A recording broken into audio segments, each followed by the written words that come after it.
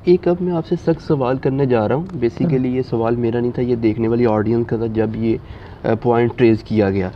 अब ज़रा तहम्मुल से ये सवाल सुन लीजिएगा कि उन्होंने कहा कि क्यों ना जिस तरह से लाहौर के अंदर एक इलाका, एक रेमिटेंसेस मतलब वहाँ पे एक मुख्तस कर दी गई थी कि यहाँ पे लोग आएँ, जो जिन्होंने करना है वो करें और उसके बाद जाएं। तो जब ये चीज़ें भी ख़त्म कर दी गई तो फिर हमारे नौजवान गलियों में से बच्चे, छोटे छोटे बच्चे ही पकड़ेंगे। तो अब क्या समझते हैं कि उनके लिए कोई अहाता मुकर्रर कर देना चाहिए कि वो जो करना है मुँह काला वहाँ पे करें, आम माशरे को इससे पाक रखें?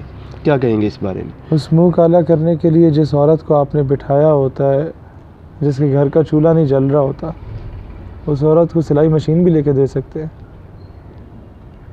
क्यों उसके जिस्म का इस्तेमाल कर रहे हो? क्या वो उस औरत से बाद में वो बंदा शादी करेगा? कोई शादी करेगा, वो जितनी खूबसूरत क्यों ना हो। लोग तो यही कहेंगे ना, हीरा मंडी से उठ के आई है।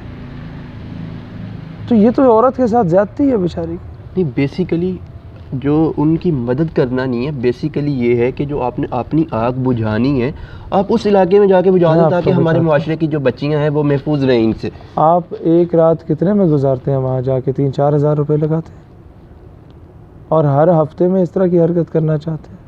आपका अपना गुजारा कितने में हो रहा है? 10,000 में। तो 16,000 ये लग गए, 26,000 आपका ख़र्चा होता है।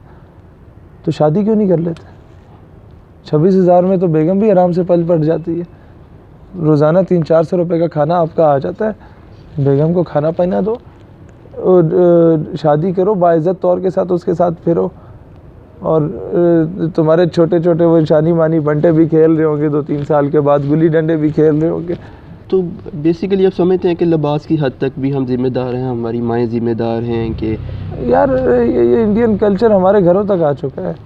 हमारे अपने गांव देहात की शादियों में, ढोक डब्बों की शादियों में भी जब कभी कभार आप औरतों वाली साइड से गलती से गुजर जाते हैं ना, और वो मतलब आपके अपनी फैमिली के लोग गए होते हैं, उन्हें आप जब रिसीव करने जा रहे होते हैं, छोड़ने जा रहे होते हैं उधर, तो मैंने उन ढोक डब्बों में भी गांव देहात की औरतों को स्टार प्लस की साड़ियों में मलबूस देखा है। उसके बगैर तो उनकी शादियां कबूल नहीं होती।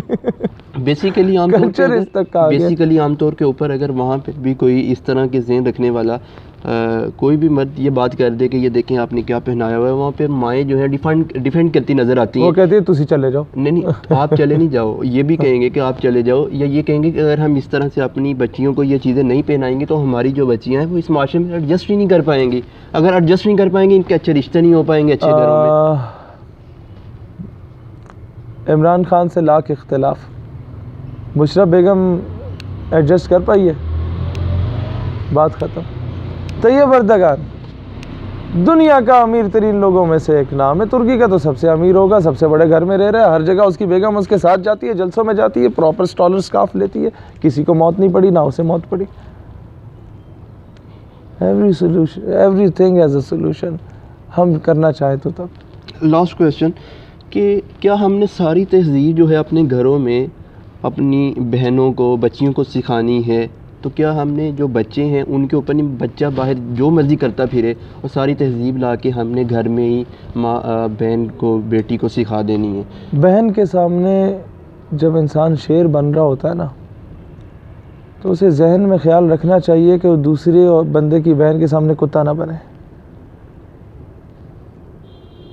और ये ज़िना एक कर्ज़ है।